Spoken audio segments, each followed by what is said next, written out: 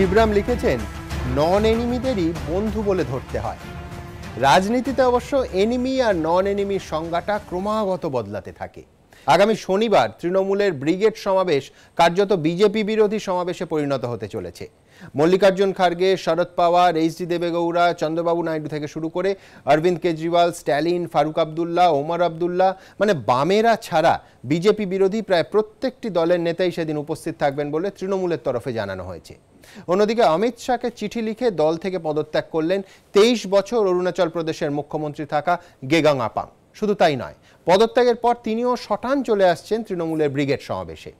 অন্যদিকে রথযাত্রা নিয়ে সুপ্রিম কোর্টে ধাক্কা খাওয়ার পর সভাতেই জোর দিচ্ছে রাজ্য বিজেপি। রাজ্যে 5টি সভা করবেন অমিত শাহ। 8ই ফেব্রুয়ারি বিজেপির ব্রিগেড সমাবেশে প্রধানমন্ত্রীকে আনার চেষ্টাও করছে রাজ্য বিজেপি। সেই খবরে আসার আগে শুরুতেই আপনাদের দেখাবো 19-এর ব্রিগেড সমাবেশে আসছেন দেশের তাবর বিরোধী নেতারা। দেখুন। পাখির চোখ 19-এর লোকসভা ভোট। 19-এর ব্রিগেড সমাবেশে বিজেপি বিরোধীরা একজোট।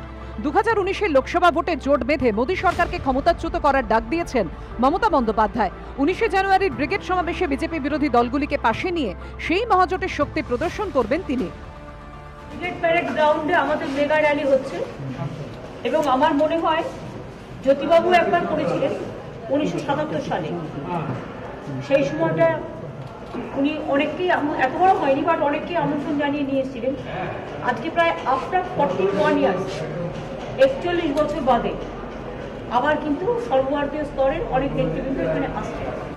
শনিবার ব্রিগেডে তৃণমূল নেত্রীর পাশে দেখা যাবে কাদের? তৃণমূল নেত্রী জানিয়েছেন সমাবেশে আসছেন কংগ্রেসের লোকসভার দলনেতা মল্লিকার্জুন খার্গে, প্রাক্তন প্রধানমন্ত্রী এইচ.ডি. দেবেগৌড়া, অন্ধ্রপ্রদেশের মুখ্যমন্ত্রী চন্দ্রবাবু নাইডু, সমাজবাদী পার্টির সভাপতি অখিলেশ যাদব, আরজেডি নেতা তথা লালু প্রসাদ যাদবের ছেলে তেজস্বী, এনসিপি সভাপতি শরদ পাওয়ার, জম্মু কাশ্মীরের প্রাক্তন মুখ্যমন্ত্রী ওমর আবদুল্লাহ, ওমরের বাবা তথা ন্যাশনাল কনফারেন্সের চেয়ারম্যান ফারুক আবদুল্লাহ, ডিএমকে সভাপতি এম.কে. স্ট্যালিন, রাষ্ট্রীয় লোকদলের প্রতিষ্ঠাতা তথা সভাপতি অজিত সিংহ, বিজেপির বিক্ষুব্ধ সাংসদ শত্রুঘ্ন সিনহা, বিজেপির বিক্ষুব্ধ নেতা প্রাক্তন কেন্দ্রীয় মন্ত্রী যশবন্ত সিনহা, অরুণ শৌরী, ঝাড়খণ্ডের প্রাক্তন মুখ্যমন্ত্রী ঝাড়খণ্ড বিকাশ মোর্চা প্রজাতান্ত্রিকের বাবুলাল মারান্ডি, দিল্লির মুখ্যমন্ত্রী তথা আম আদমি পার্টির অরবিন্দ কেজরিওয়াল, গুজরাটের বিধায়ক তথা দলিত নেতা জিগ্নেশ মেওয়ানি, এআইইউডিএফ এর প্রধান বদরুদ্দিন আজমান, শিবসেনার তরফে আসতে পারেন সঞ্জয় রাউত।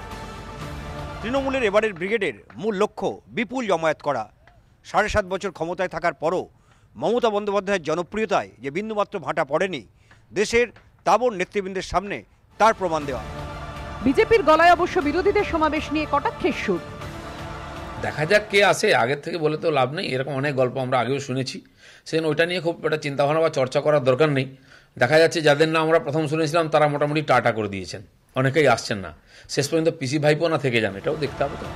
ইতিমধ্যেই ব্রিগেডের মেগা সভার প্রস্তুতি শুরু হয়ে গিয়েছে, চলছে মঞ্চ নির্মাণের কাজ, নজরদারিতে রয়েছে পুলিশ। স্নিফার ডগ এনে অনুষ্ঠান স্থলে চলছে অনুসন্ধান। মঙ্গলবার নবান্নে নিরাপত্তা সংক্রান্ত বিষয়ে বৈঠক করেন মমতা বন্দ্যোপাধ্যায়।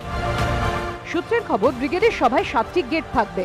বিভিন্ন রুট থেকে মিছিল করে এসে সেই গেট দিয়ে সভাস্থলে ঢুকবেন সমর্থকরা। ভিআইপিরা আসবেন পেছনের আলাদা রাস্তা দিয়ে। গাড়ি রাখা হবে রেড রোডের কাছে। সভাস্থলে কোনো খাবারের স্টল থাকবে না, থাকবে জলের গাড়ি। সূত্রের খবর, ব্রিগেডের সভার পর আলিপুরে সৌজন্য প্রেক্ষাগৃহে জাতীয় স্তরের নেতাদের সঙ্গে চা চক্রে অংশ নেবেন মমতা বন্দ্যোপাধ্যায়। সেখানে ঠিক হবে জোট বেঁধে বিজেপির বিরুদ্ধে লড়াইয়ের রণকৌশল। আশাফুল হোসেন ও দীপক ঘোষের রিপোর্ট, এবিপি আনন্দ, কলকাতা। শান্তবাবু, একটা জিনিস আপনাকে মানতে হবে যে কার্যত পশ্চিমবঙ্গের মাটিতে বিরোধী জোটের একটা গ্যালাক্সি, এবং এই পর্যায়ে যে সমস্ত বিরোধীদের আসছেন এটা দেখা গেছিল কর্ণাটকে কুমারস্বামী যখন শপথ নিলেন সেখানে, কিন্তু সেটা র্যালি ছিল না, সরকারি অনুষ্ঠান ছিল। এটা র্যালি, তারপরে একটি প্রেক্ষাগৃহে সেখানে মিটিং অবধি হবে। আমি বলছি যে প্রথম বিরোধীদের জোটের কথা মানে একেবারে কিছুদিন আগে তুলে ধরলো হচ্ছে উত্তরপ্রদেশ, যেখানে মায়াবতী এবং অখিলেশ 25 বছরের যুদ্ধ জোটের কল্যাণে 25 মিনিটে শেষ হলো।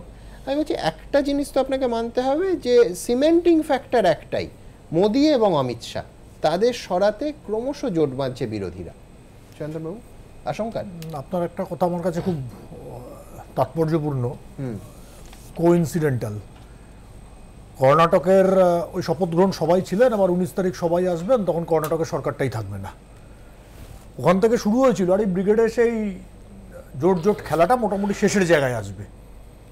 আমাদের রাজ্য সভাপতি যেটা বলেছেন খুব বাস্তব কথা বলেছেন, যে নাম তো অনেক শুনছি, গত 3 মাস ধরে নাম শুনে যাচ্ছি, শেষ অবধি কে আসে, কে থাকে আর কে যায় সেটা আপনারাও দেখবেন, আমরাও দেখব।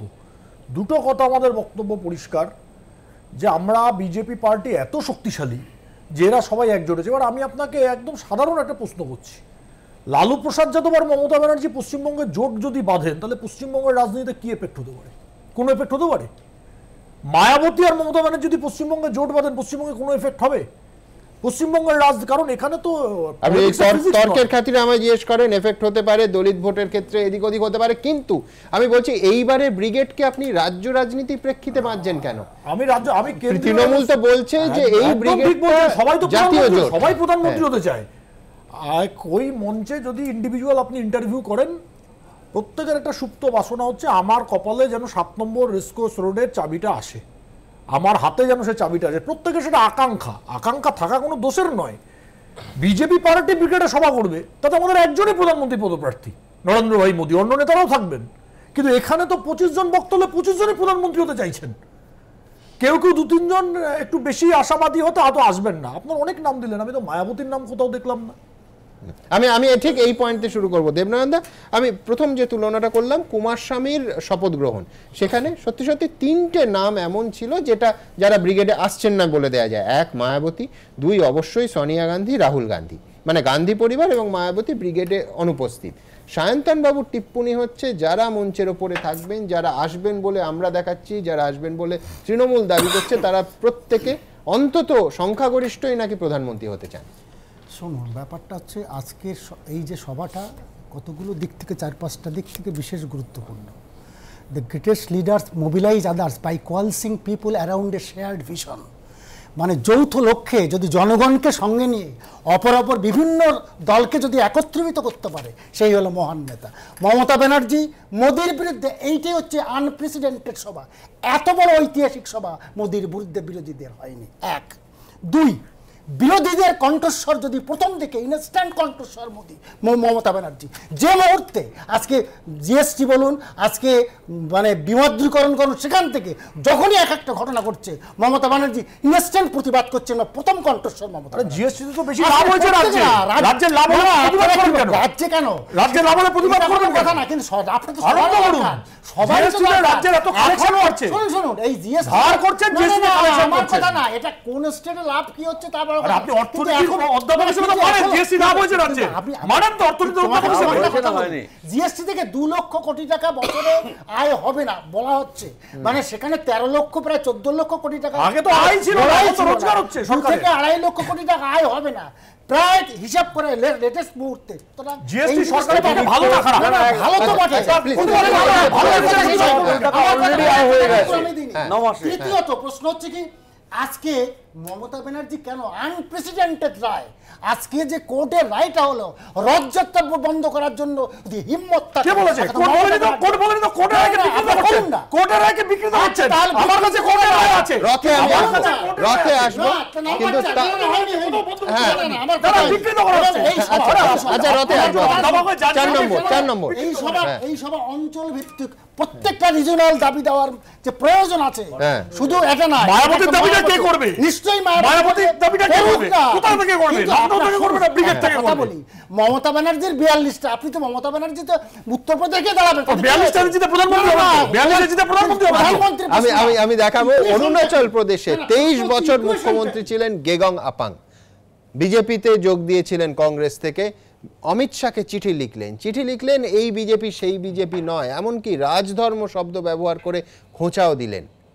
তিনি ব্রিগেডের সমাবেশে আসছেন। দ্রুত খবরটা দেখব, তারপরে নিয়ে প্রশ্ন থাকবে। দেখুন, 19শে জানুয়ারি তৃণমূলের ব্রিগেড হয়ে উঠতে চলেছে বিজেপি বিরোধী মহাজোটের মেগা সমাবেশ, যেখানে অংশ নেবেন সারা দেশের বিভিন্ন দলের হেভিওয়েটরা। তবে তাদের মধ্যে অন্যতম চমক হয়ে উঠতে পারেন অরুণাচল প্রদেশের 23 বছরের মুখ্যমন্ত্রী গেগং আপাং। তৃণমূলের ব্রিগেড সমাবেশে উপস্থিত থাকবেন তিনি। ব্যক্তির থেকে দল বড়, দলের থেকে দেশ বড়। এখন এই ব্যক্তি যখন ওদের মাথায় চেপে বসেছে, বিজেপি মোদি কেন্দ্রিক হয়েছে এবং মোদির জন্য ওদের সমস্ত রাজনৈতিক দল মানে অ্যালিজ তারা ছেড়ে চলে গেছে। মঙ্গলবারই একগুচ্ছ বিস্ফোরক অভিযোগ তুলে বিজেপি ছেড়েছেন উত্তর পূর্বের হেভিওয়েট নেতা গেগং আপাং। বাজপেয়ীর আদর্শ অনুসরণ করছে না বিজেপি। বিজেপি এখন শুধু ক্ষমতা দখলের মঞ্চ। পদত্যাগ পত্রে বিস্ফোরক অভিযোগ করেছেন অরুণাচল প্রদেশের প্রাক্তন মুখ্যমন্ত্রী।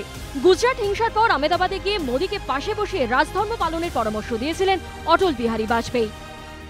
चीफ मिनिस्टर के लिए मेरा एक ही संदेश है कि वो राजधर्म का पालन करें। राजधर्म, प्रजा प्रजा में भेद नहीं हो सकता, न जन्म के आधार पर, न जाति के आधार पर, न संप्रदाय के आधार पर। हम भी वही कर रहे हैं साहब। সেই বাজপেয়ীর প্রসঙ্গ টেনেই নাম না করে মোদী অমিত শাহর বিরুদ্ধে কার্যত তোপ দেখেছেন অরুণাচল প্রদেশের প্রাক্তন মুখ্যমন্ত্রী গেগং আপাং।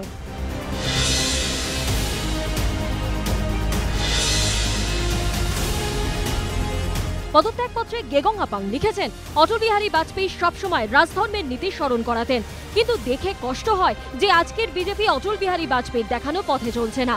আজ এই দল শুধু ক্ষমতা দখলের মঞ্চ হয়ে উঠেছে। এই দলের নেতৃত্ব সিদ্ধান্ত নেওয়ার ক্ষমতার বিকেন্দ্রীকরণ পছন্দ করে না। কি কারণে এই দল তৈরি হয়েছিল আজকের নেতৃত্ব সেটাই ভুলে গেছেন। পদত্যাগপত্রে গেগং আপাং আরও লিখেছেন, বাজপেয়ীজি একবার আমাকে বলেছিলেন রাজনৈতিক আদর্শ বিসর্জন দিয়ে ক্ষমতা দখলের থেকে রাজনৈতিকভাবে একলা হয়ে যাওয়াও ভালো। উত্তর ভারতে বিজেপির রাজ্য ইউনিটগুলিতে অংশগ্রহণ ভিত্তিক গণতন্ত্রের কোনো ভূমিকাই নেই। নমো অ্যাপে সিদ্ধান্ত আপলোড এবং ডাউনলোড করাটাই এখন তাদের অভ্যেস। নেতারা শুধু আসন জেতা নিয়ে উদ্বিগ্ন। প্রসঙ্গক্রমে 2014 সালে অরুণাচলে কংগ্রেসের সরকারকে ফেলে দেওয়ার প্রসঙ্গ টেনে এনেছেন গেগং আপাং। পদত্যাগপত্রে তিনি লিখেছেন 2014 সালে অরুণাচল প্রদেশে জনমত পায়নি বিজেপি, কিন্তু বিজেপি নোংরা চাল দিয়ে কালিকপুলকে মুখ্যমন্ত্রী পদে বসিয়ে দেয়। সুপ্রিম কোর্টের রায়ের পরেও রাজ্যে ফের বিজেপির সরকারই চাপিয়ে দেওয়া হয়।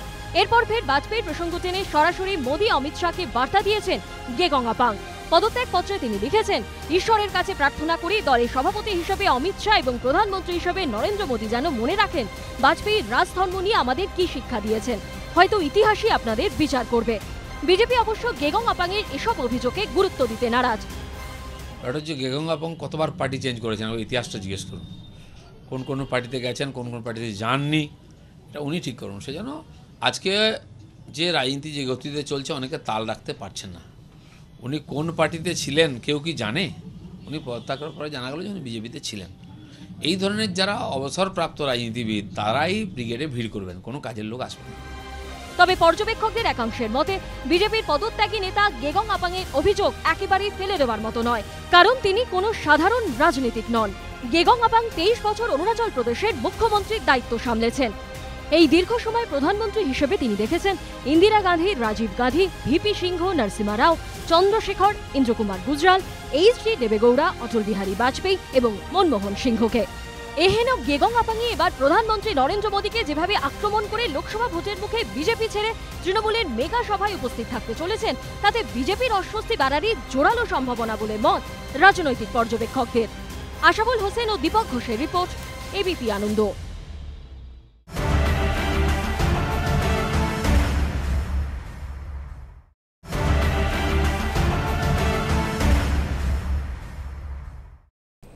পঙ্কজদা, আজকে আপনারা বলছেন গেগং আপাং পার্টি বদল করেন। গেগং আপাং যখন কংগ্রেস ছেড়ে বিজেপিতে এসেছিল সেই প্রেস কনফারেন্স এবং সেই উচ্ছ্বাস তো এখনো টিভি ক্যামেরায় রেকর্ড করা আছে, তাহলে নিলেন কেন? আমি একটু অ্যাড করে দিই। অটল বিহারী বাজপেয়ী যখন ভারতের প্রধানমন্ত্রী তখন এই গেগং আপাং কংগ্রেসের সরকার নিয়ে পুরো বিজেপির সরকার হয়ে গেলেন। 2004 সালে যখন অটল বিহারী বাজপেয়ী সরকার চলে গিয়ে ডক্টর মনমোহন সিংয়ের সরকার আসলো, ঠিক সেই সময় এই ব্যক্তি কংগ্রেসের বিজেপির সরকার পরিবর্তন করে কংগ্রেসের সরকারে পরিবর্তন। খুব ভালো, খুব অনৈতিক ব্যক্তি কন্টিনিউয়াস করছেন। তাকে প্রথমবার না দ্বিতীয়বার রাজনীতিতে ছিলেন, তারপরে এই ব্যক্তি বিজেপির সঙ্গে ছিল না, রাজনীতিতে ছিল। মানে আপনাদের সাথে থাকলে অ্যাক্টিভ পলিটিক্সে ব্যক্তি নেই, অ্যাক্টিভ পলিটিক্সে ব্যক্তি নেই। কথা আপনারা বলেন কি করে? আমি লোকালি বলছি, আমি কর্ণাটকের প্রসঙ্গে এখন আসিনি, কিন্তু আমি বলছি আমি শুভেন্দু অধিকারী দল বদল করালে তাকে সমালোচনা করব, আর কর্ণাটকে টাকার থলি নিয়ে নেমে পড়বো, দুটো তো একসঙ্গে। আমি এই আর্গুমেন্টে আসবো সায়ন্তনবাবুর সঙ্গে, কিন্তু আমার পরিষ্কার সেটা হচ্ছে যে চন্দ্রবাবু নাইডু দিয়ে এই জোট ছাড়ার প্রক্রিয়ায় হিরিক যদি বলি এটা শুরু হয়েছিল গেগং আপাং। আমি বলছি যে ব্রিগেডে শুধু আসছেন তা নয়, কোন জায়গাটা আঘাত করলেন, দুর্বলতম জায়গাটা, যে রাজধর্ম নিয়ে বাজপেয়ী নরেন্দ্র মোদীকে পাশে বসিয়ে গুজরাট দাঙ্গার পর রাজধর্মের পরামর্শ দিচ্ছিলেন, সেটা চিঠিতে মনে করিয়ে দিচ্ছেন। আপনি যে ক্লিপিংসটা দেখালেন, বাজপেয়ীজির কথাটা পুরোটা দেখালেন, আর মোদিজির সময় হালকা হয়ে গেল।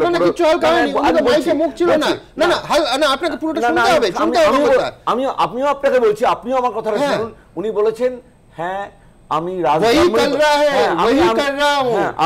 পালন করছি, এটা রাজধর্ম পালন করছে, মুখ্যমন্ত্রীও করবি রহে হ্যাঁ, এটা তো আমরা প্রধানমন্ত্রী মাইক থেকে ওনার মুখটা দূরে বলে এবিপি আনন্দ কোনো অডিও করেনি। আপনি আপনারা মানে চক্রান্তের কল্পজগতে থাকেন, চক্রান্তের কল্পজগতে একেবারে কেন আমরা চক্রান্ত দেখব না? চক্রান্ত দেখলেন বললেন তো এবিপি আনন্দ ডাউন করেছেন, উনি করেছেন, উনি বলেছেন হ্যাঁ আমি রাজধর্মই পালন করছি, বাজপেয়ীও বলেছেন মুখ্যমন্ত্রী জি করবি রহে হ্যাঁ, এবং তিনি করছেন। সুতরাং আমি অংশটা অনেকবার আপনাদের কাগজেও এসেছে, কিন্তু পরে কথাটাও এসছে। বিষয়টা হচ্ছে দেখুন, যেটি বলছেন যে 41 বছর পরে একেবারে মেগা ইভেন্ট হচ্ছে, মেগা ইভেন্ট তখন যে জ্যোতিবাবুর সঙ্গে যারা করেছিলেন তাদের সিট শেয়ারিং এখানে হয়েছিল। এখানে সবাইকে আনবেন, কিন্তু যাবার সময় একটা কাজকলা উপহার দেবেন, অর্থাৎ এখানে কোনো সিট শেয়ার হবে না, অর্থাৎ আমি 42টা লড়বো। ঠিক আছে, আজকে আমি জানি না মল্লিকার্জুন খাড়গে কংগ্রেস, দেখুন যদি কংগ্রেস বাড়ে তাহলে তৃণমূল কমতে হবে, নাহলে কংগ্রেস বাড়বে না। আর তৃণমূল বাড়তে হলে কংগ্রেসকে কমতে হবে, এই বিষয়টা এবং তার উত্থানটাই কংগ্রেস।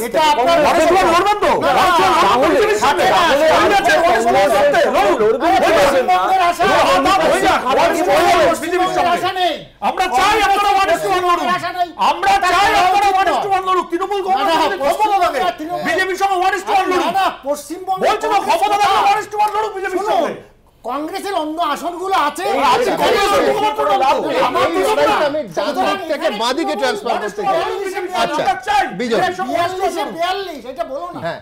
আমার প্রশ্ন খুব পরিষ্কার, সেটা হচ্ছে সায়ন্তন বাবু এবং পঙ্কজ বাবু দুজনেরই আর্গুমেন্টটা খুব পরিষ্কার যে এই যে জোট ব্রিগেডে যে গ্যালাক্সি আমরা বলছি, সেই গ্যালাক্সির মধ্যে ব্ল্যাক হোল হবে। আচ্ছা, ব্ল্যাক হোল হবে আর পরস্পর স্বার্থের পরিপন্থী, একের বৃদ্ধি অন্য দখল করে, যার ফলে এটা কোনো জোট নয়, এটা পারস্পরিক দ্বন্দ্বের ভিত্তিতেই ভেঙে পড়বে।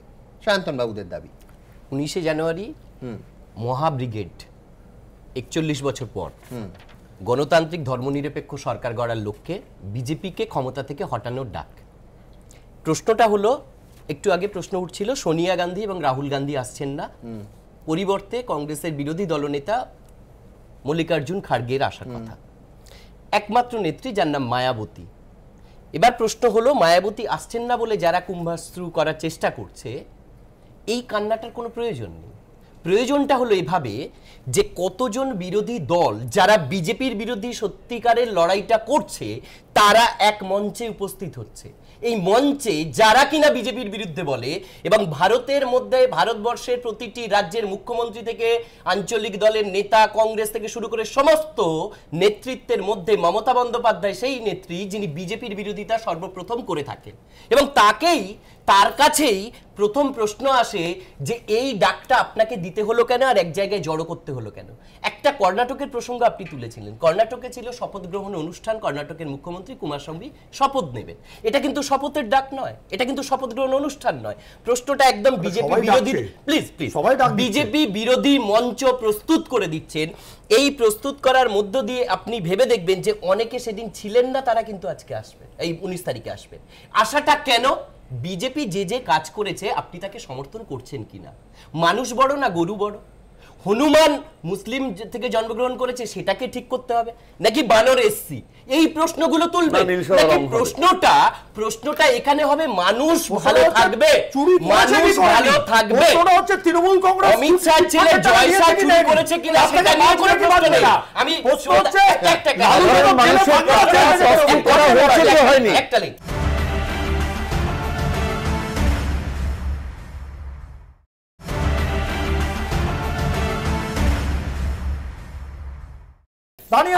ওই কথাটা খুব ভালো বলেছে। প্রশ্নটা হলো, যেদিন মায়াবতী এবং অখিলেশ জোট ঘোষণা করলেন সকালবেলা, সেদিন বিকেলবেলা থেকেই শুরু হয়ে গেল সিবিআই কে লেলিয়ে দেওয়া। কারণ তখন প্রধানমন্ত্রী তথা খনি দপ্তর তার হাতে ছিল, অখিলেশে সে খনি কেলেঙ্কারি করেছে কিনা তার পিছনে লাগিয়ে দাও। লাগানোটা এভাবেই যে সিবিআই কে তুমি ব্যবহার করবে, সে সিবিআই স্পেশাল ডিরেক্টর হোক আর সিবিআই ডিরেক্টর হোক, তুমি লাগাতেই হবে তার পেছনে যারা বিরোধী রাজনৈতিক কার্যক্রমে যুক্ত থাকবে। একটাই যে রাজ্য সরকারের এখানে ভূমিকা নেই, ভূমিকা একটাই, তৃণমূল নেত্রী সবাই চাইছে যে বিজেপি বিরোধিতার মুখ তিনিই হন।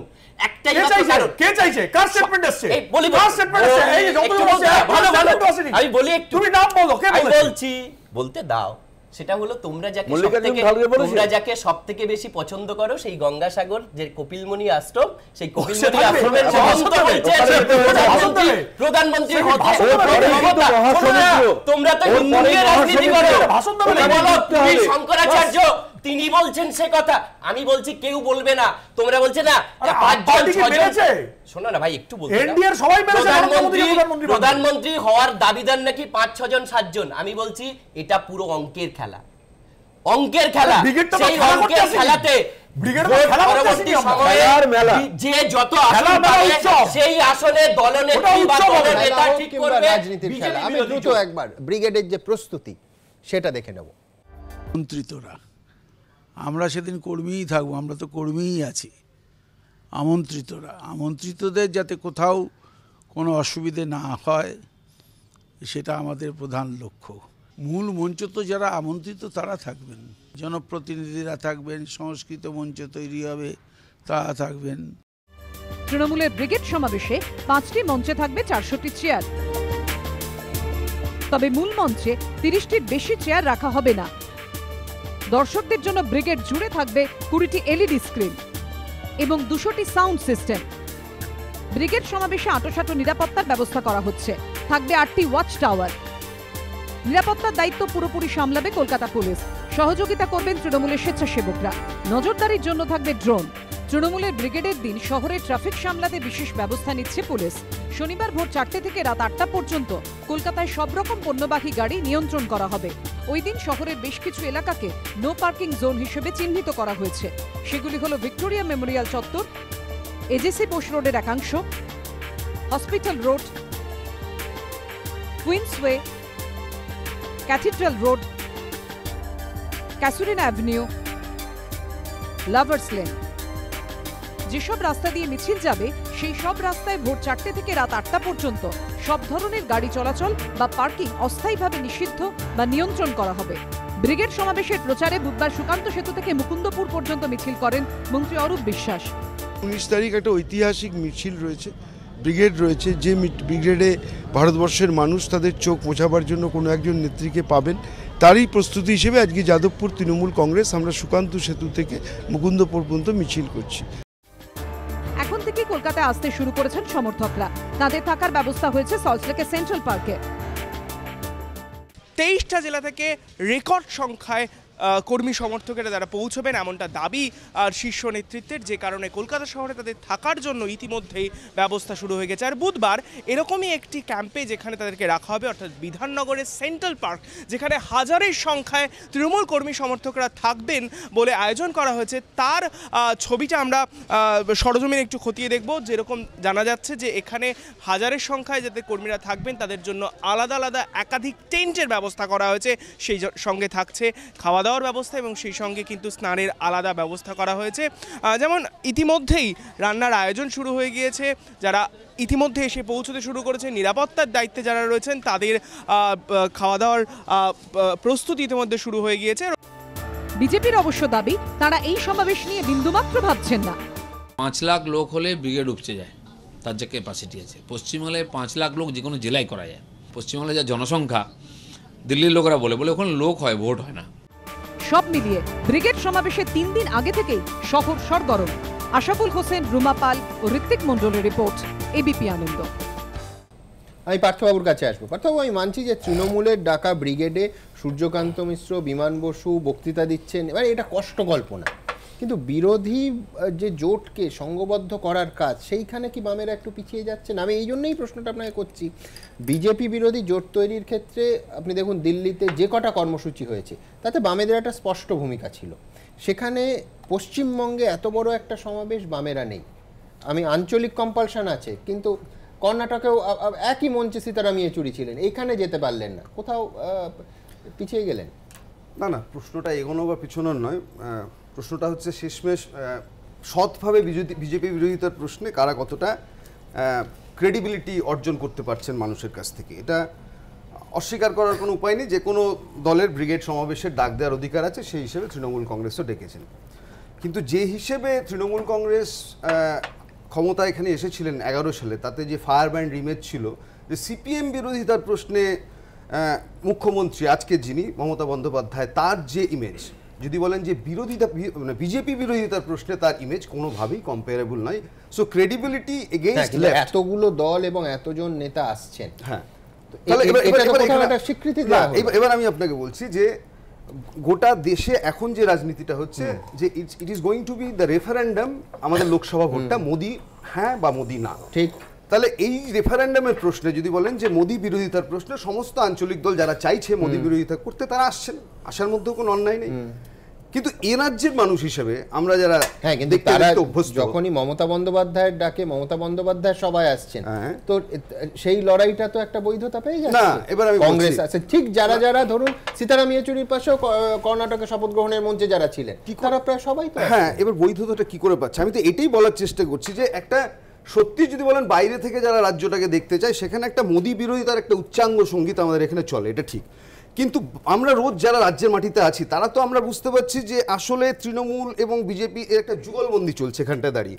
ফলে এখানে এই credibility two B A opposition face বিজেপির বিরুদ্ধে লড়াইয়ের, সেখানে কোথায় বলছি যে আমি এই যে আপনি দেখালেন না গেগং আপাং, এই ভদ্রলোক যা বললেন এস.ডি. বর্মনের গানটাই, তুমি নেই সে তুমি, এরকম তুমি আসে নেই সে তুমি, তো এটা আসলে একটা প্রেমের সম্পর্ক। আমি বলবো যে এই রাজ্যেও আপনি যদি বলেন যে শাসক দল, তারাও হচ্ছে একটা সময় বলেছিলেন যে এই বিজেপি কিন্তু সেই বিজেপি নয়, যে বিজেপির মধ্যে বিজেপিকে অসভ্য দল বলে চিহ্নিত করেও তার মধ্যে আর গ্রেডেশন হয়, ভালো অসভ্য খারাপ অসভ্য, রাজনাথ সিং, সুষমা স্বরাজ, ওদিকে হচ্ছে মোদি অমিত শাহ। আমি বলছি যদি আপনি আপনার রাজনৈতিক প্রতিপক্ষ সম্পর্কে এই আপনার মূল্যায়ন হয়, এর মধ্যে ভালো বিজেপি খারাপ বিজেপি, তাহলে বিজেপি বিরোধী লড়াইয়ের মুখ আপনি কেমন হচ্ছেন? প্রথম সন্দেহ যাচ্ছে, 1। 2, যে আপনি যারা বিজেপি বিরোধিতার প্রশ্নে সত্যি সমবেত হতে চাইছেন, তাদের যারা ডাকছেন এই সমাবেশ, তাদের ক্রেডিবিলিটি। আমি বলছি যে বিজেপি গোটা দেশে যেখানে গত 4-4.5 বছরে কমেছে, আমাদের এই রাজ্যে বিজেপি বেড়েছে। ধরলাম বিজেপি খুব সক্রিয় রাজ্যে, দারুণ বিজেপি, কিন্তু এরপরে আপনি দাঁড়িয়ে যদি বলেন যে বিজেপি যে রাজনীতি প্রমোট করতে চেয়েছে গোটা দেশ জুড়ে, এই যে গদা, রাম মন্দির, ধনুক, হনুমান, আমাদের রাজ্যেও রামনবমীর পথে যখন বিজেপি হেঁটেছে, তখন সেই পথে পেছন পেছন হেঁটেছে এরা আমাদের শাসক দল তৃণমূল কংগ্রেস। আপনি যদি বলেন যে ক্রাইসিস ইন ফ্রেন্ডশিপ বিজেপির, যে যখন আসলেন তারা সদ্য ক্ষমতায় 14তে, বিল পাশের যখন সংকট হয় তখন রাজ্যের শাসক দল তাদের পাশে ছিলেন। আবার রাজ্যের শাসক দল যখন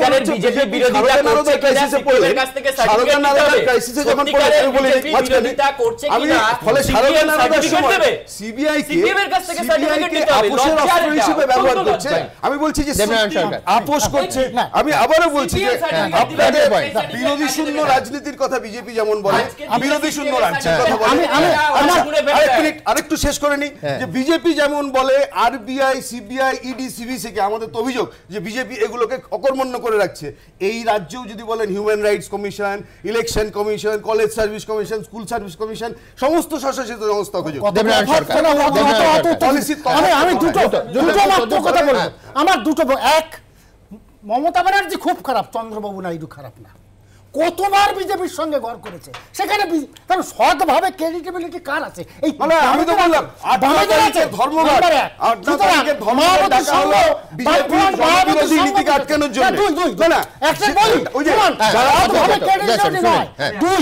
আজকে এখানে বলছেন, আজকে কেরালা কি হচ্ছে, কেরালা কি হচ্ছে, সেখানে বিজেপি কিভাবে বাড়ছে, সেখানে বিজেপি কিভাবে বাড়ছে, সেখানে বিজেপি সংঘ পরিবার কি হচ্ছে, শবরীমালা মন্দিরে বিজেপি যা করছে, এই রাজ্যে হনুমানের লেজ আপনাদের ধরিয়েছে, আপনারা সেই পথে হাঁটছেন। সারাদিন যারা হ্যাশট্যাগ সঙ্গে সুমন দিয়ে এই বিষয়ে তাদের মন্তব্য পাঠালেন, দ্রুত কয়েকটা মন্তব্য দেখে নেব এই ব্রিগেড নিয়ে। দেখব অরুণাভ সেন, তিনি লিখছেন বিজেপির হাল খারাপ হবে বুঝেই অরুণাচলের প্রাক্তন মুখ্যমন্ত্রী বিরোধী জোটে সামিল। অমর ভট্টাচার্য লিখছেন, এক মঞ্চে তো সবাই আসছেন, কিন্তু নির্বাচনী বোঝাপড়ায় সহমত হতে পারবেন কি, নাকি জোটের মুখ কে হবেন সেই নিয়ে টানাপোড়েন শুরু হবে।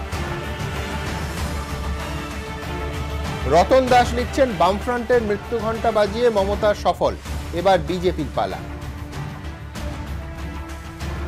অভ্র রায় লিখছেন, মোদিজি যদি সমস্ত প্রতিশ্রুতি পালন করেই থাকেন তাহলে বিরোধী জোট নিয়ে তার চিন্তিত হওয়ার কথা নয়।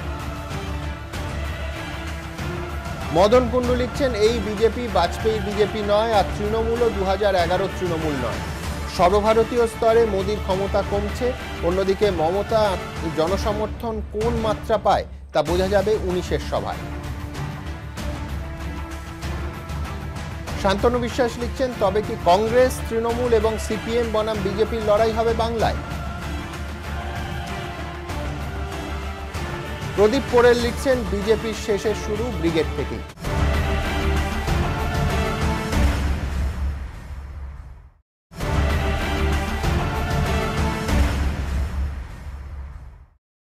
আমি সরাসরি কংগ্রেসের প্রতিনিধি সন্ময় বন্দ্যোপাধ্যায়ের কাছে যাব। সন্ময়বাবু, অন্য কেউ নয়, মল্লিকার্জুন খার্গে লোকসভায় বিরোধী দলনেতা, তিনি মঞ্চে থাকবেন। মানে সোনিয়া রাহুল গান্ধীর পর যদি আমি চেয়ারের গুরুত্ব বিচার করি তৃতীয় সব থেকে বড় নাম, তিনি মঞ্চে থাকবেন। আপনারা প্রদেশ নেতারা পিসিসি অফিসে টিভিতে বসে লাইভ দেখবেন। কোথাও কি অস্বস্তিকর?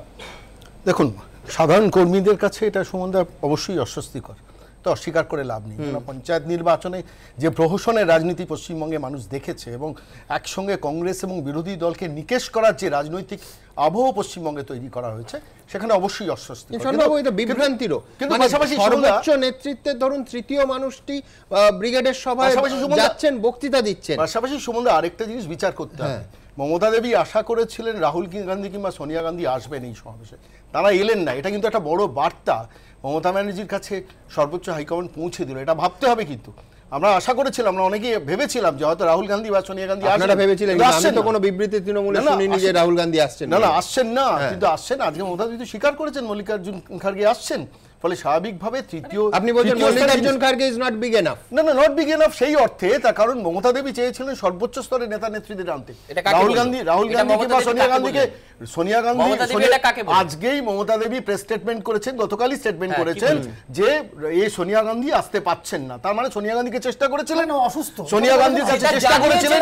এবং মমতা ব্যানার্জির এই দ্বিচারী রাজনীতি কিন্তু আছে। দিল্লিতে গিয়ে তাদের কাছে ভালো থাকা, দেবনারায়ণ বাবুরা যতই গল্প বলুন, ফেডারেল ফ্রন্টের গল্প ভাসিয়ে এই পশ্চিমবঙ্গের মাটিতে একটা প্রাসঙ্গিক মুখ করার চেষ্টা করেছিলেন মমতা দেবী। কিন্তু আপনি দেখুন ফেডারেল ফ্রন্টের গল্পটা আস্তে আস্তে হয়ে গেছে এবং আস্তে আস্তে ধীরে ধীরে বিজেপিকে সাপোর্ট করা হচ্ছে।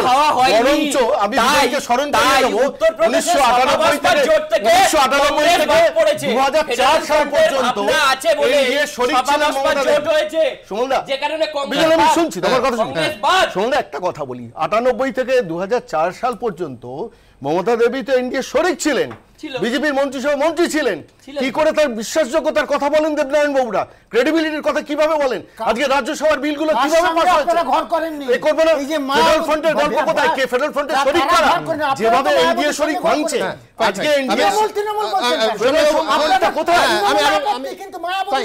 আমি ফেডারেল ফ্রন্ট পার্টি আসবো, কিন্তু শোনবাবু একটা জিনিস বলুন, সেটা হচ্ছে কোন অর্থে আমরা মানে গুলাম নবী আজাদ, কপিল সিব্বাল, জয়রাম রমেশ কিংবা আনন্দ শর্মাকে না পাঠিয়ে মল্লিকার্জুন খার্গেকে পাঠানোটা যথেষ্ট গুরুত্ব দেয়া একটা জিনিস। কিন্তু এটাকে আপনি কি করে অস্বীকার করছেন? আমি অন্য পলিটিক্সে আপনি তর্ক করবেন। আজকের এই মিটিং এ যদি কংগ্রেস অনুপস্থিত ছিল, আপনি উল্টো দিক থেকে মানে পদের দিক থেকে গেলে আপনি তো দেখলেন যে হাই পাওয়ার কমিটিতে প্রধানমন্ত্রীর পরেই যে নামটা বিরোধী দলনেতা হিসেবে আসে মল্লিকার্জুন খার্গে। এই মিটিং এ যদি কংগ্রেস অনুপস্থিত থাকতো তাহলে এই বার্তাটা দেওয়া হতো যে কংগ্রেস বিজেপি বিরোধিতায় সচেষ্ট নয়, সক্রিয় নয়, নয়। কিন্তু আমি একটা মেসেজ দেওয়া হলো যে আমরা আছি বিজেপি বিরোধিতায়, পাঠানোটা যথেষ্ট গুরুত্ব দেয়া।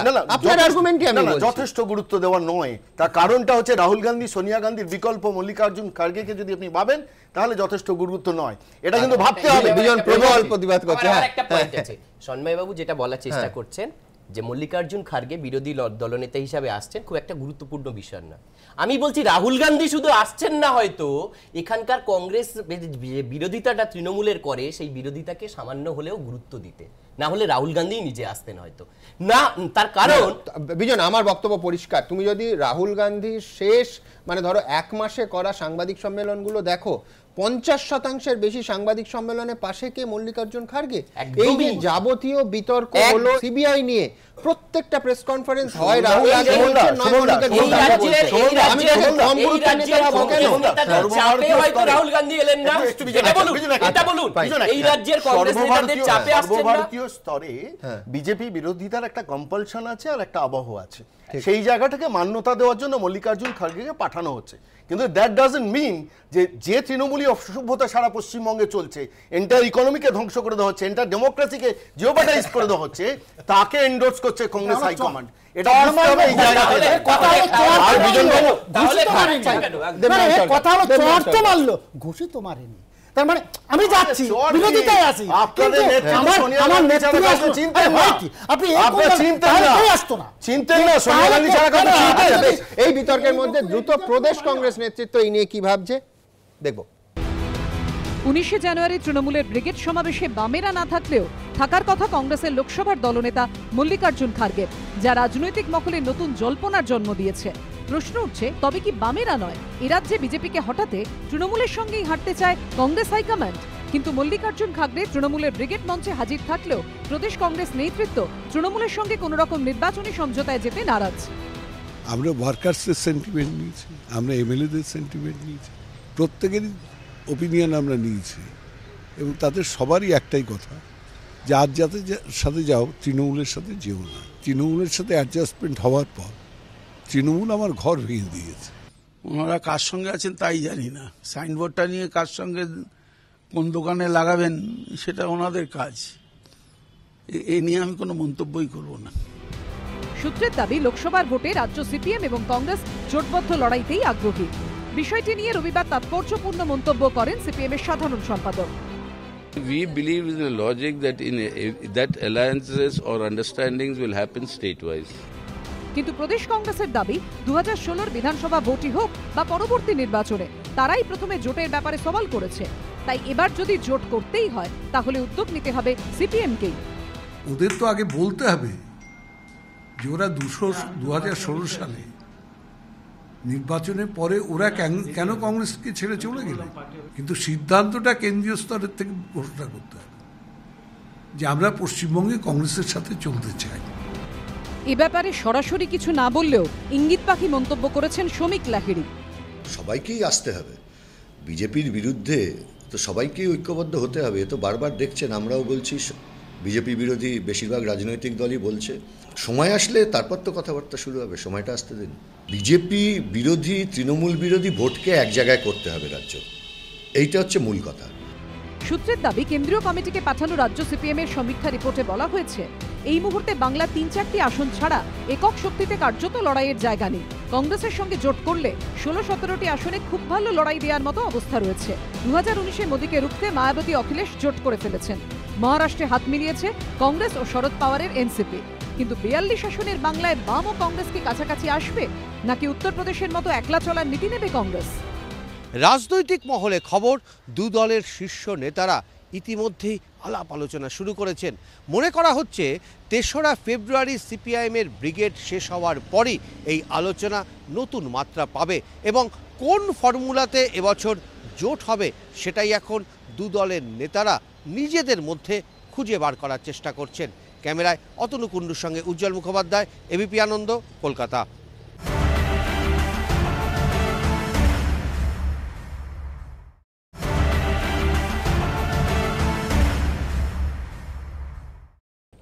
সোমবাবু, বিষয়টা এরম হবে না তো যে জাতীয় স্বার্থে হাইকমান্ড একরকম ভাবছে আর প্রদেশ নেতৃত্ব তারা রাজ্য রাজনীতির বাধ্যবাধকতার কারণে অন্যরকম ভাবছে? না, কখনোই নয়। তার কারণ আপনি দেখবেন যে মাননীয় সভাপতি সৌমেন্দ্রনাথ মিত্র ইতিমধ্যেই দিল্লিতে গিয়ে আমাদের বক্তব্যটা বলে এসছেন, কংগ্রেস কর্মীদের, কংগ্রেসের নেতাদের সেন্টিমেন্টটা বলে এসছেন।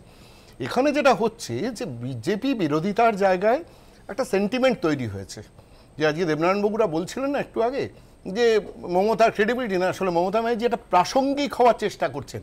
আপনার মনে আছে আমি একটু বলে নিই, দেবনারায়ণ বাবু আন্না হাজারেকে নিয়ে একটা সভা দিল্লিতে হয়েছিল, সেখানেও প্রাসঙ্গিক হওয়ার খেলা।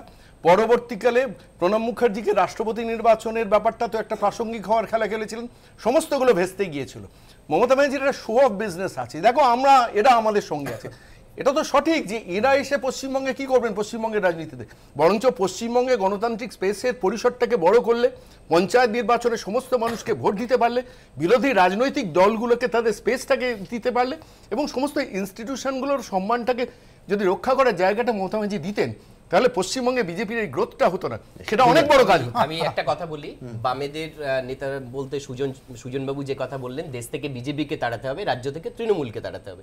এখন ভোটটা দেশের, রাজ্যের নয়, রাজ্যটা থাক, দেশের কথা বলুন। এবং দেশের কথা যদি বলতে যাই, এই রাজ্যে বাংলার ক্ষেত্রে রাজ্য রাজনীতিতে তুমি বলছো মমতা বন্দ্যোপাধ্যায় সেই ফর্মুলা, যে যেখানে শক্তি, একদম এই রাজ্য রাজনীতিতে বাধ্যবাধকতা বামেদের আছে, কংগ্রেসের আছে, দুজনেই এই বিরোধিতা করবে। বামেদের কথা না না, একটা এই বিরোধিতা দেখানো প্রথম বোঝা উচিত যে এই যে ব্রিগেড নিয়ে এত আলোচনা হচ্ছে, যে দুটো ব্রিগেডের কথা আপনারা দেখাচ্ছেন, একটা হচ্ছে 19 তারিখে ব্রিগেড এবং আর একটা হচ্ছে যে 8 তারিখের ব্রিগেড। এই দুটোই বেসিক্যালি শাসকের ডাকা ব্রিগেড। আপনি শোষিত মানুষ এবং শাসিত মানুষ তাদের ডাকা ব্রিগেড যেটা 3 তারিখ হচ্ছে, সেটাও আলোচনা আনতে হবে। 34 বছর শোষিত মানুষ আমি বলছি জোট বিজেপি করছেন না, তা না, আমি তো বললাম না না 34 বছর আপনারা 5 বছর থাকতে গিয়ে না বিশ্বাস হচ্ছে 34 বছর বেঁচে যায় সব বিপ্লব শেষ হয়ে অবস্থা যায়। ইতিহাসের ব্রিগেডে যাব, বারবার এই ব্রিগেডের বুকে ইতিহাস সৃষ্টি হয়েছে। রাজ্য রাজনীতির পাতা খুঁজে সেই ঐতিহাসিক ব্রিগেডের কয়েকটা ছবি আপনাদের জন্য তুলে এনেছি। জ্যোতিবাবু একবার করেছিলেন 1977 সালে, সেই সময়টা উনি অনেককেই, এত বড় হয়নি বাট অনেককেই আমন্ত্রণ জানিয়ে নিয়েছিলেন। আজকে প্রায় আফটার 41 ইয়ার্স, 41 বছর বাদে আবার কিন্তু সর্বভারতীয় স্তরের অনেক নেতৃবৃন্দ এখানে আসছে। ব্রিগেড প্যারেড গ্রাউন্ড শহরের মাঝে সুবিশাল এই মাঠ বহু ঐতিহাসিক জনসভার সাক্ষী। 1955 সালে নভেম্বরে ক্রুশেভ বুলগানিনের কলকাতা সফর উপলক্ষে সভা হোক, কিংবা বাংলাদেশ স্বাধীন হবার পর 1972-এ ইন্দিরা মুজিবের সভায় ঐতিহাসিক ভিড়, 1977 সালে প্রথমবার জ্যোতি বসুর নেতৃত্বে বামফ্রন্ট সরকার প্রতিষ্ঠার পর লাল পতাকায় ছেয়ে যাওয়া সেই ব্রিগেডের সভা হোক, কিংবা 1992-এর 25শে নভেম্বর বামফ্রন্ট সরকারের মৃত্যু ঘণ্টা বাজিয়ে মমতা বন্দ্যোপাধ্যায়ের ঐতিহাসিক ব্রিগেড সমাবেশ। বহুবার বহু দল বহু নেতা নেত্রী ব্রিগেডে ইতিহাস গড়েছেন। 48 ঘণ্টা বাদে সেই ব্রিগেডে ঐতিহাসিক সভার ডাক দিয়েছেন মমতা বন্দ্যোপাধ্যায়।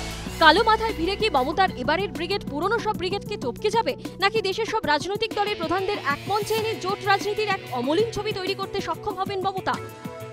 19-এর ব্রিগেড একটা সর্বকালের রেকর্ড ছাপিয়ে যাবে। এই আমাদের মমতা বন্দ্যোপাধ্যায়ের ব্রিগেড বা বিরোধীরা যে সকলে মিলে এখানে উপস্থিত থাকছেন, এই 19 তারিখের ব্রিগেড দেখার পরে কোনো রাজনৈতিক দল আর ব্রিগেড করার সাহস দেখাবে কিনা আমার যথেষ্ট সন্দেহ। তবে শুধু ব্রিগেড নয়, তিলোত্তমার আরও একাধিক প্রান্ত ঝুঁকে ঝুঁকে বারবার ঐতিহাসিক সভার সাক্ষী থেকেছে। সেই 1977 সালে শহীদ মিনার চত্বরে ইন্দিরা গান্ধীর বিরোধিতায় তৈরি জনতা পার্টির সভা হোক, কিংবা 1988 সালে শহীদ মিনারের জনমোর্চার সভায় এই ঐতিহাসিক ছবি, এক মঞ্চে জ্যোতি বসু, অটল বিহারী বাজপেয়ী ও বিশ্বনাথ প্রতাপ সিংহ। বিজেপি ও সিপিএম এর দুই শীর্ষ নেতা এক মঞ্চে, এই ছবি চিরদিনের মতো ইতিহাসের পাতায় ঠাঁই পেয়েছে। মমতা অবশ্য আমন্ত্রণ জানালেও তার রাজনৈতিক শত্রু সিপিএম ব্রিগেডের সভায় থাকছে না। অর্থাৎ শহীদ মিনারের মতো কোনো ছবি তৈরি হওয়ার সম্ভাবনা না থাকলেও এই সভা 2019-এর জোট রাজনীতিকে কোন দিকে চালিত করে সেটাই দেখার। আশাবুল হোসেন ও রুমা পালের রিপোর্ট, এবিপি আনন্দ। রথযাত্রা নিয়ে সুপ্রিম কোর্টে ধাক্কা খাওয়ার পর সভায় জোর দিচ্ছে রাজ্য বিজেপি। অমিত শাহ জেলায় জেলায় 5টি সভা করবেন এবং 8ই ফেব্রুয়ারি ব্রিগেড সমাবেশে প্রধানমন্ত্রীকে আনার চেষ্টা করবে রাজ্য বিজেপি। দেখুন, 8ই ফেব্রুয়ারি ব্রিগেডে মোদির সভা। তৃণমূলের ব্রিগেড সমাবেশ ঘিরে উন্মাদনার পারদ যখন তুঙ্গে, তখন এই পরিকল্পনার কথা জানিয়ে রাজ্য রাজনীতির উত্তাপ আরও কিছুটা বাড়িয়ে দিলেন বিজেপির রাজ্য সভাপতি। মাননীয় সর্বভারতীয় সভাপতি শ্রী অমিত শাহ 20 তারিখ থেকে পশ্চিমবাংলায় সভা শুরু করবেন। আমাদের ইচ্ছা আছে মাননীয় প্রধানমন্ত্রীকেও ফেব্রুয়ারি মাসের মধ্যে কলকাতায় নিয়ে এসে সভা করার। তাই একটা মোটামুটি 8 ফেব্রুয়ারি প্রধানমন্ত্রী যে সভা করার জন্য ব্রিগেডে আমরা ভেবে রেখেছি দিন। যদিও তৃণমূল এসবে গুরুত্ব দিচ্ছে না। আগে ভালো করে বাংলা বলতে শিখতে হবে, পশ্চিমবাংলার মানচিত্রটা জানতে হবে, পশ্চিমবাংলার যে কৃষ্টি সংস্কৃতি ঐতিহ্য যে সবাইকে নিয়ে চলা সেটা শিখতে হবে। আমার মনে হয় যত বিজেপির নেতা আছে সবাইকে নিয়ে আসুক, তারপরেও 42-0 রেজাল্ট হবে। বিজেপিকে এই রাজ্যে রথযাত্রার অনুমতি দেয়নি সুপ্রিম কোর্ট, তবে প্রধান বিচারপতির বেঞ্চ জানিয়েছে বিজেপি চাইলে সভা সমাবেশ করতে পারে। তাই আর সময় নষ্ট না করে লোকসভা ভোটের আগে নতুন কর্মসূচি নিয়ে ঝাঁপাচ্ছে পদ্ম শিবির, তাও আবার তৃণমূলের ব্রিগেড সমাবেশে ঠিক পরদিন থেকেই। 19শে জানুয়ারি তৃণমূলের ব্রিগেড সমাবেশ, তার পরদিন থেকেই শুরু হবে বিজেপির গণতন্ত্র পুনরুদ্ধার সভা। এই কর্মসূচিতে জেলায় জেলায় ঘুরে সভা করবেন বিজেপির সর্বভারতীয় সভাপতি অমিত শাহ। প্রথম সভা 20শে জানুয়ারি মালদায়, 21 তারিখ অমিত শাহ সভা করবেন বীরভূমের সিউড়ি ও ঝাড়গ্রামে, 22 তারিখ মোদীর সেনাপতি সভা করবেন দক্ষিণ 24 পরগনার জয়নগর ও নদিয়ার কৃষ্ণনগরে। এর পাশাপাশি মানুষের কাছে পৌঁছতে ত্রিমুখী কৌশল নিচ্ছে পদ্ম শিবির। বিভিন্ন জায়গায় বাইক র্যালি করবেন বিজেপির যুব মোর্চা, সাইকেল র্যালি করবে SC/ST মোর্চা, ঘরে ঘরে প্রচার চালাবে মহিলা মোর্চা।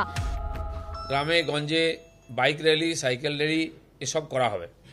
ডোর টু ডোর ক্যাম্পেন মহিলা মোর্চার কর্মীরা করবেন, যুব মোর্চা বাইক র্যালি করবে মণ্ডলে মণ্ডলে। এছাড়া কিষাণ মোর্চা, মাইনরিটি মোর্চা, SC/ST OBC মোর্চা তারা গ্রামে গ্রামে গিয়ে সাইকেল র্যালি করবেন জনসম্পর্কে এবং মোদিজির সভায় আসার জন্য সবাইকে আহ্বান করবেন। বুধবার বিজেপির সভা সমাবেশের অনুমতি চাইতে নবান্নে যান বিজেপি নেতা জয়প্রকাশ মজুমদার। পুলিশ তাকে 13 তলায় মুখ্য সচিব ও স্বরাষ্ট্র সচিবের ঘরে নিয়ে যায়, কিন্তু 5টায় রিসিভিং সেকশন বন্ধ হয়ে যাওয়ায় কেউ নথি নিতে চাননি বলে অভিযোগ। কেউ দায়িত্বপূর্ণ কেউ নেই নবান্নতে যে তারা ডিসিশন নিতে পারে, সেটাই আমার একটু অদ্ভুত লাগলো। আমাদের অসুবিধে নেই, আজকে সন্ধ্যেবেলায় এসেছিলাম, তার বদলে কালকে এসে জমা দেব। নবান্ন সূত্রে খবর, বৃহস্পতিবার জয়প্রকাশ মজুমদারকে ভবানী ভবনের ডিজির অফিসে যেতে বলা হয়েছে। অনুমতি নিয়ে এই টানাপোড়েনের আবহে বিজেপির কর্মসূচি নিয়ে কটাক্ষ ছুড়ে দিয়েছে তৃণমূল। 20টা না 200 সভা করুক এক, আর এই 19-এর ব্রিগেডের পর সবারই ব্রিগেড করা বন্ধ হয়ে না যায়, মানে আর ব্রিগেড করব না।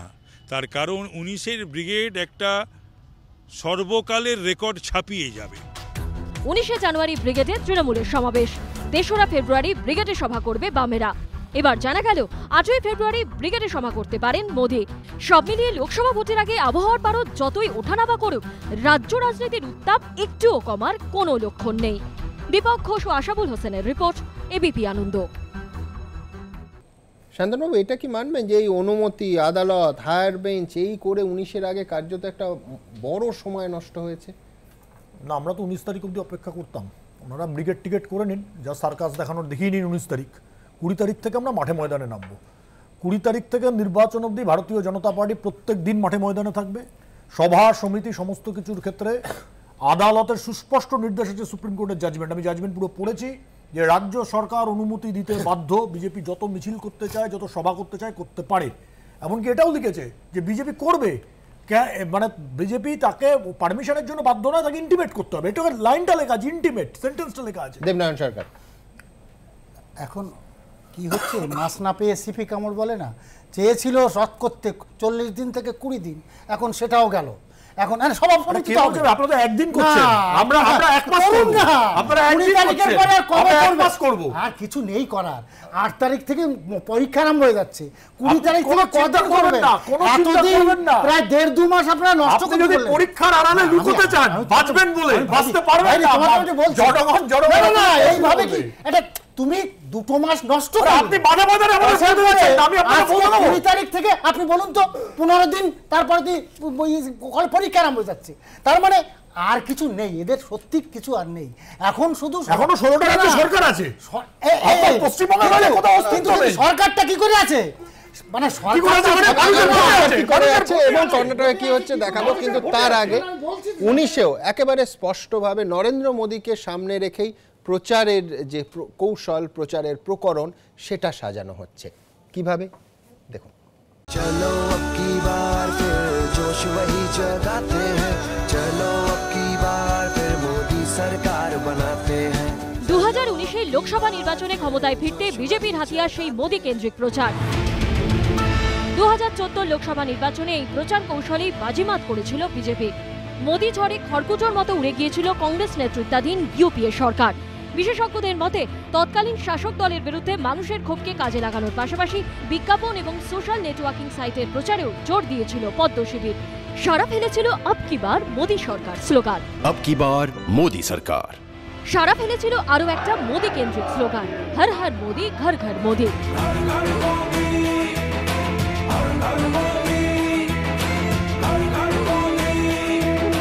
2014 ফর্মুলা মেনে 2019-এও বিজেপির ভরসা সেই মোদী।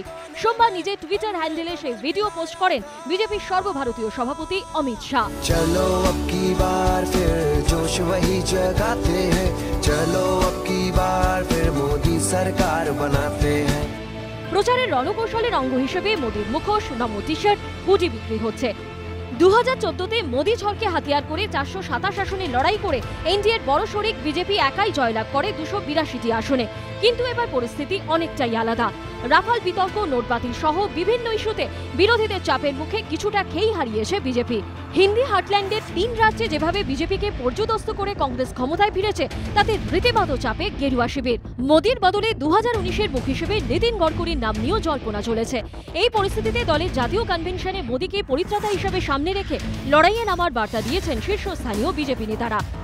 नेतृत्व की विश्वसनीयता हो, उसमें ईमानदारी हो, उसमें मास अपील हो, उसकी निर्णय लेने की क्षमता हो और वो परखा गया हो, तो कौन विपक्ष का नेता है जो मोदी जी के सामने मुकाबले में खड़ा हो जाएगा। বিজেপি যখন নতুন স্লোগানে ফের মোদী ঝড় ওঠার অপেক্ষা করছে, তখন স্লোগান সহই তাদের কটাক্ষ ফিরিয়ে দিয়েছে কংগ্রেস।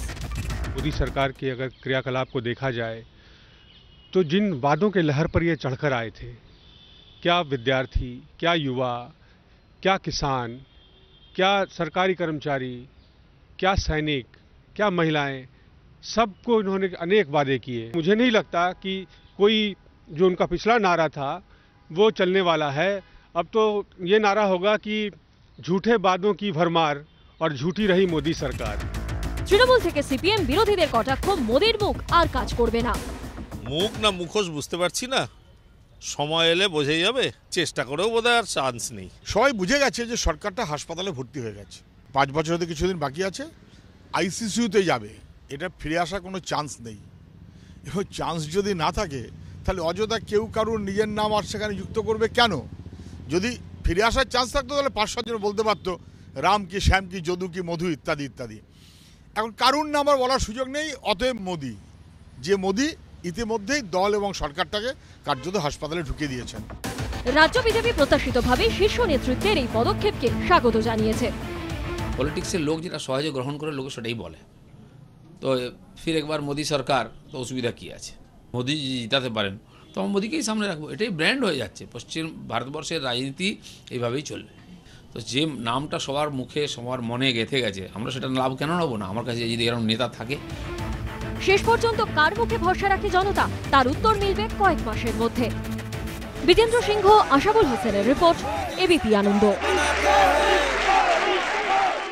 পঙ্কজদা, প্রচারের মুখ কি করবেন এটা দলের সিদ্ধান্ত, বিরোধীদের খুব একটা কিছু বলার থাকে না। কিন্তু যেটা বারবার যে প্রসঙ্গে এই আলোচনা ইতিমধ্যেই এলো সেটা হচ্ছে কর্ণাটক।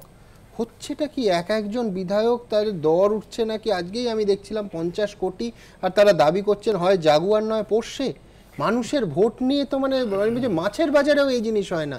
বিষয়টা হচ্ছে যে কংগ্রেস জেডিইউ জোট বিজেপি বিধায়ক ভাগানোর খেলায় নেমেছিল। এবার যেটা দেখা গেল যে আমি বুঝতে পারছি আপনি কি বলছেন, যে বৃহত্তম দল ছিল বিজেপি। দাদা, এই জিনিস তো গোয়াতে আপনারা করেছেন, মণিপুরে করেছেন, কাকে কি জ্ঞান দেবেন? যদি কোনো কেউ যদি দলত্যাগ করে তাহলে আপনি কি করবেন? সরকার যদি মাইনরিটি, তাহলে আমি গুরগাঁওতে রিসোর্টে বন্দী করে রাখবো না।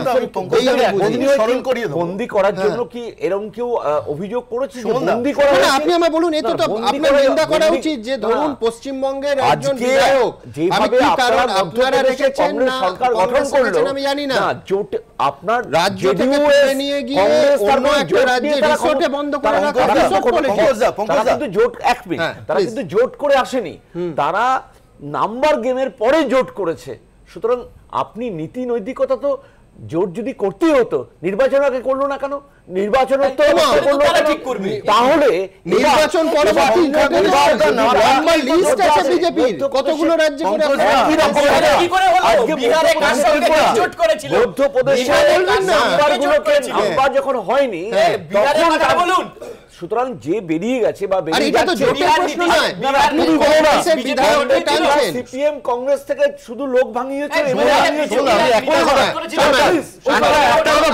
স্মরণ করিয়ে দিই, এই কর্ণাটক নির্বাচনের পর সরকার তৈরি হওয়ার পর যখন সেই সময় সমস্ত বিধায়কদের আটকে রাখার চেষ্টা হয়েছিল, সেই সময় অমিত শাহ কিন্তু একটা খুব প্রাসঙ্গিক মন্তব্য করেছিলেন, 6 মাসের বেশি সরকার টিকবে না। মানে সেখান থেকেই চেষ্টাটা শুরু হয়েছিল। আজকে পশ্চিমবঙ্গে তৃণমূল বিধায়কদের কেনে, জেলা পরিষদ সদস্যদের কেনে, কাউন্সিলরদের কেনে, তখন আপনারা বিরোধিতা করেন। আজকে কর্ণাটকে গিয়ে সেই দৃষ্টিভঙ্গি আমার দুটো খুব বেসিক প্রশ্ন আছে, আমি তর্কের খাতিরে মেনে নিচ্ছি বিজেপি খুব অপরাধ করছে কর্ণাটকে এইসব সরকার টরকার ফেলে দিয়ে বিধায়কদের কিনে। আরে বিধায়করা তো পদত্যাগ করছে, পশ্চিমবঙ্গে কংগ্রেস থেকে প্রায় বোধহয় সবাই চলে গেছে, 2-4 জন যদি এখন বিধায়ক থাকেন ওনাদের, তৃণমূলে চলে গেছে, তারা বিধায়ক পদ পর্যন্ত ছাড়ছে না।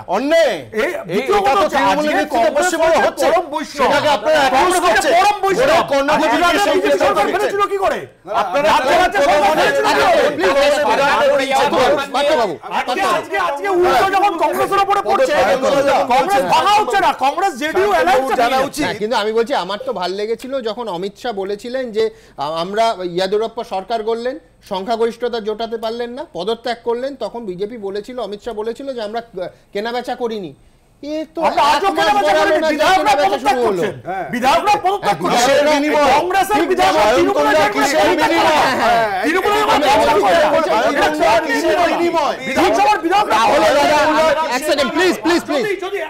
যদি আমি একদম এখানে যারা বিধায়ক যদি থাকতেন আমার থেকে ভালো বলতে পারতেন, যদি কোনো বিধায়ককে ঘুষ দেওয়া হয় সেটা অপরাধ, যদি স্পিকার চায় এত জোরে বলবেন না, দল ব্যবস্থা নেবে আপনার বিরুদ্ধে। স্পিকার এখন যে অবস্থা, বিজেপি এই ধরনের কাজ করে না। বিজেপির নেতা আমার শুধু একটাই প্রশ্ন, তাহলে আমার একটাই প্রশ্ন, যখন কংগ্রেস থেকে কিংবা বাম থেকে তৃণমূল কংগ্রেসে পদাধিকারীরা যান গিয়ে বলেন উন্নয়ন দেখে এসেছি, তখন এত আপত্তি করেন? বিজেপিতে তো জয়েন করছে না। কর্ণাটকের কোন বিধায়ক বিজেপিতে জয়েন করেছে? ওখানে তো তৃণমূল রাজনীতি খুব কোন বিধায়ক বিজেপিতে তালা দিয়ে রেখেছেন। ঘোড়া কেনা বেচা রাজনীতির আমি বলবো যে এটারও প্রথম, দ্বিতীয়, চতুর্থ সংস্করণ হয় না, সেটা হচ্ছে 19-এর সংস্করণ, এগুলো হচ্ছে। আমি এই কারণে আপনাদের অপারেশন লোটাস পার্ট 1 পার্ট 2 শোনা যাচ্ছে পার্ট 3 আসছে, হয়তো তাই, হয়তো তাই। আসলো না যে আইসিসিউতে দল যখন পৌঁছে যায় তখন কতটা মরিয়া হতে পারে। যে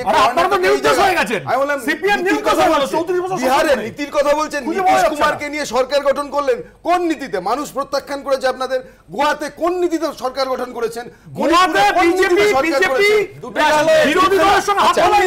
একবার কর্ণাটকে আমরা হাসতে পারি, হালকা রসিকতা হতে পারে, কিন্তু আমি বলছি যেটা চলছে নিঃসন্দেহে সেই অলীক কুনাট্য রঙ্গ ভারতীয় গণতন্ত্রের পক্ষে অত্যন্ত অশুভ, এ নিয়ে সন্দেহের কোনো অবকাশ নেই। দেখুন,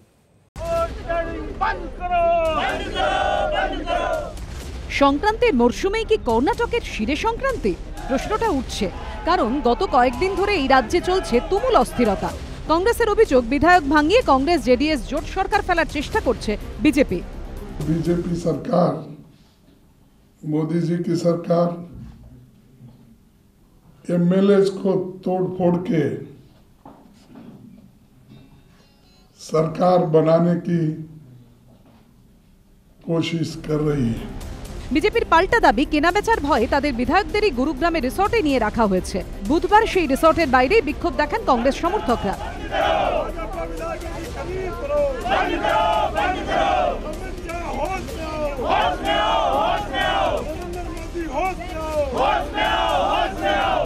এই অস্থিরতার সূত্রপাত রবিবার, যেদিন কর্ণাটকের জলসম্পদ উন্নয়ন মন্ত্রী তথা কংগ্রেস বিধায়ক ডিকে শিবকুমার অভিযোগ করেন তাদের 3 বিধায়ক মুম্বাইয়ের হোটেলে বিজেপির কবজায় রয়েছেন।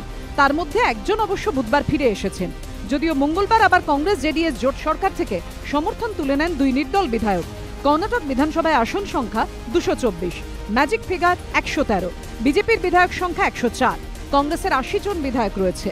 জেডিএস এর 37 জন, অন্যান্যদের ঝুলিতে যায় 3টি আসন। এরা কংগ্রেসকে সমর্থন করে, ফলে কংগ্রেস জেডিএস সরকারের পক্ষে মোট 120 জন বিধায়কের সমর্থন ছিল। 2 জন নির্দল বিধায়ক সরকারের ওপর থেকে সমর্থন তুলে নেওয়ার পর কংগ্রেস জেডিএস এর পক্ষে 118 জনের সমর্থন রয়েছে, অর্থাৎ ম্যাজিক ফিগারের থেকে 5 বেশি। অন্যদিকে কংগ্রেসের জোট সরকারকে ফেলে বিজেপিকে সরকার তৈরি করতে হলে আরও 9 জন বিধায়কের সমর্থন দরকার। কর্ণাটকের মন্ত্রী জমির আহমেদ খান অবশ্য স্বীকার করে নিয়েছেন 2-3 জন বিধায়ক জোট সরকারের ওপর ক্ষুব্ধ। मुंबई में हम कल से बता रहे हैं आपको, 2-3 एमएलए है उधर। अभी रमेश जारकिहोली है, वो कैबिनेट में मंत्री थे, वो अभी मंत्री से निकाल दिया गया उनको। अगर मैं भी अभी मंत्री हूँ, अगर मेरे को भी निकाल दिया गया तो ना वो थोड़ा नाराज होना सा जाए। वो সূত্রের দাবি, কংগ্রেস ও জেডিএস এর মোট 13 জন বিধায়ককে পদত্যাগ করানোর চেষ্টা করছে বিজেপি। সেক্ষেত্রে 224 আসনের বিধানসভায় সদস্য সংখ্যা কমে দাঁড়াবে 211, ম্যাজিক ফিগার হবে 106। বিজেপির হাতে এই মুহূর্তে বিধায়ক সংখ্যা 104। 2 নির্দল বিধায়ক তাঁদের সমর্থন করলেই কাজ হাসিল হয়ে যাবে। কংগ্রেসের অবশ্য দাবি, জোট সরকারের কোনো বিপদ নেই। কর্ণাটকের দায়িত্বপ্রাপ্ত এআইসিসির সাধারণ সম্পাদক কেসি বেণুগোপালের দাবি, কংগ্রেসের বিধায়করা সকলে দলের সঙ্গে আছেন, কেউ পদত্যাগ করবেন না। 18 তারিখ কর্ণাটকের বিধায়ক দলের বৈঠক ডেকেছে কংগ্রেস। বিজেপির সাধারণ সম্পাদক মুরলীধর রাও অবশ্য আগেই দাবি করেছেন, জোট সরকারের অভ্যন্তরীণ কোন্দলের জেরে 2 বিধায়ক সমর্থন প্রত্যাহার করেছেন। মন্ত্রী ডিকে শিবকুমার নিজেই সমস্যা তৈরি করে বিজেপির বিরুদ্ধে মিথ্যে অভিযোগ তুলছেন। এবিপি আনন্দ। আমি কর্ণাটক থেকে এ রাজ্যে আসব। রাজ্যের শাসক, কেন্দ্রের শাসক দুজনের প্রতিনিধিদের কাছে আমার একটাই প্রশ্ন, সেটা হচ্ছে দেখুন, আয়ুষ্মান ভারত, গ্রাম সড়ক যোজনা, আজকে তাজপুর বন্দরে মুখ্যমন্ত্রী অর্থমন্ত্রীকে পাশে নিয়ে ঘোষণা করছেন যে কেন্দ্র টাকা দিচ্ছে না, এই বন্দরটা রাজ্যই তৈরি করবে। আমি বলছি, এই যে অসহযোগিতার আবহ, তাতে তো রাজ্যের উন্নয়ন মার খাচ্ছে। আমি রাজনীতির মধ্যে ঢুকবই না। আপনি ধরুন সোদপুর স্টেশনের ওপর একটা উড়াল পুল, রাজ্য মেরামতির অংশটা করছে, রেল তার অংশটা করবে না। এইভাবে চলতে পারে একটা রাজ্য? না, এটা তো ঘটনা যে আমাদের যে সরকারিয়া কমিশনের যে সুপারিশ বা আমরা যে বলি আমাদের যে কাঠামো সাংবিধানিকভাবে যে সেন্ট্রিফিউগাল আর সেন্ট্রিফিটাল, এই দুটো ফোর্সের মধ্যে এটা থেকেছে।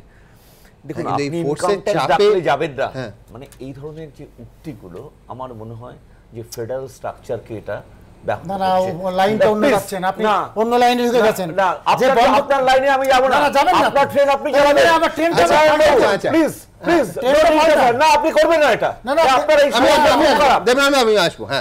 লাইনচ্যুত না হলেই হলো। হ্যাঁ, কিন্তু আমি বলছি উন্নয়নটা লাইনচ্যুত হওয়ার অবস্থা তো রাজ্যে। এটা তো এইরকম স্টেটমেন্ট আমি বুঝতে পারছি না যে আমি বলছি আপনি বলতে পারেন যে কেন পোস্টার টাঙানো হবে যে রাস্তা জাতীয় সড়কের ক্ষেত্রে, কিন্তু আমি বলছি ফ্যাক্টটা তো এইটা যে জাতীয় সড়কটা অত্যন্ত ব্যাডলি মেইনটেইনড। এটা তো ফ্যাক্ট। যখন আবার জমি আমার সঙ্গে যখন করার ক্ষেত্রে যখন অসুবিধা তৈরি করছে, তখন জাতীয় সড়ক যেটা আছে সেই জাতীয় সড়ক মানে পুরোটা মেইনটেনেন্স কেন্দ্র সরকারের আছে এমন নয়।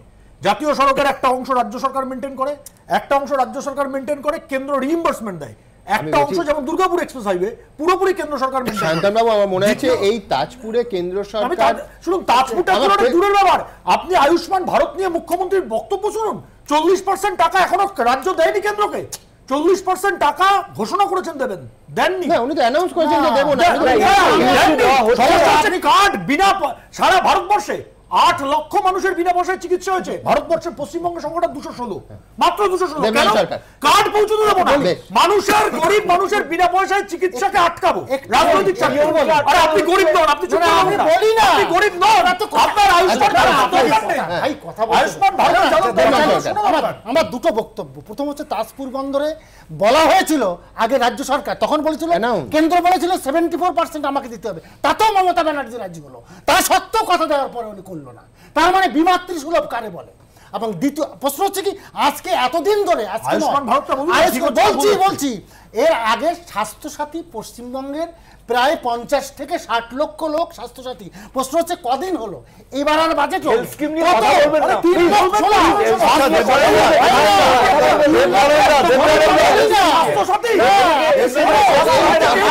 আমাদের প্রশ্নটা রইল যে এই রাজ্যের পশ্চিমবঙ্গের উন্নয়ন ব্যাহত হবে না তো?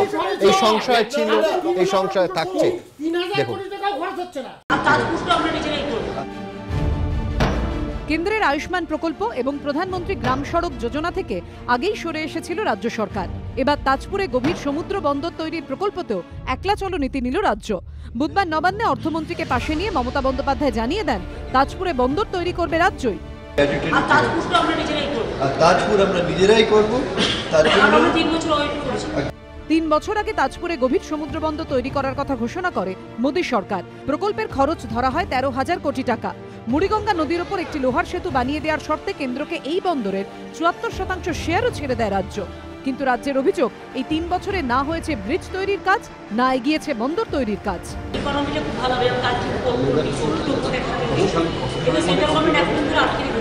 দ্রুত এই বিষয়ে বিজ্ঞপ্তি জারি করবে রাজ্য। শুধু তাজপুর বন্দর ইস্যুই নয়, জীর্ণ রেল সেতুর সংস্কার নিয়েও সম্মুখ সমরে দুপক্ষ।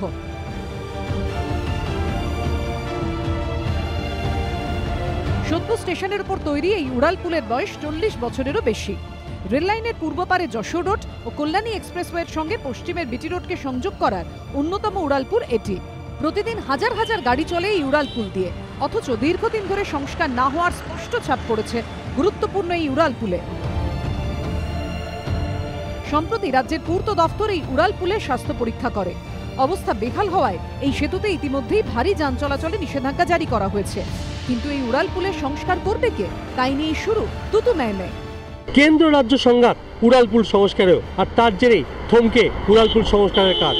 নিয়ম অনুযায়ী রেল লাইনের ওপরের অংশে রক্ষণাবেক্ষণের দায়িত্ব রেলের, বাকি দুপাশে ওঠা ও নামার অংশের দায়িত্ব রাজ্য পূর্ত দফতরের। এই যুক্তিতে নিজেদের অংশে মেরামতির কাজ শুরু করেছে রাজ্য। কিন্তু এরকম সংস্কার করে লাভ কি, প্রশ্ন তুলছেন স্থানীয় বাসিন্দারা। ওটা মিডলের তো এটা কন্ট্যাক্ট নেয়নি, এটা ওখানে বলছে আমাদের আউটসাইড, ওটা রেল কন্ট্যাক্ট, এটাই ওই কন্ট্রাক্টর বলতেছিল শুনলাম। রেলের জায়গাটা বাদ করে, এই রেলের বাদ করে সামনে মার্কেট থেকে মার্কেট শুধু করেছে, আর কিছু করেনি, এই রেলের জায়গাটা বাদে। রেলের বিরুদ্ধে অসহযোগিতার অভিযোগে সরব তৃণমূল। রেলকে আমরা বারবার, আমি, আমার চেয়ারম্যান, প্রশাসন সবাই আমরা চিঠি দিয়েছি। রেল বলছে যে এখন ওই জায়গাটা ঠিক আছে। ডিএম ম্যাডাম একটা ইন্সপেকশন করেছে, আমার মনে হয় এর ভিত্তিতে একটা সুষ্ঠু ব্যবস্থা হয়ে যাবে। পাল্টা জবাব দিয়েছে বিজেপি। রাজ্যবাসীর স্বার্থে ডেভেলপমেন্ট করা উচিত, কিভাবে সংস্কার করা যায় তার জন্য রাজ্য প্রশাসনকে রেলের সাথে বসতে হবে, বসে সেই অনুসারে ব্যবস্থা নিয়ে করতে হবে। কেননা যদি ফ্যাটাল অ্যাক্সিডেন্ট হয় তখন রেলের পোর্শন হয়েছে আর রাজ্যের পোর্শন হয়েছে, এই নিয়ে তর্ক চলবে। আলটিমেটলি কিন্তু রাজ্যবাসী, সাধারণ জনগণ তারা ভুক্তভোগী হবে। এ বিষয়ে রেলের কোনো প্রতিক্রিয়া মেলেনি। আর সাধারণ মানুষের বক্তব্য, মোদি মমতা লড়াইয়ের মাঝে পড়ে ভুগতে হচ্ছে তাদের। সমীরণ পাল ও সুমন ঘরায়ের রিপোর্ট, এবিপি আনন্দ।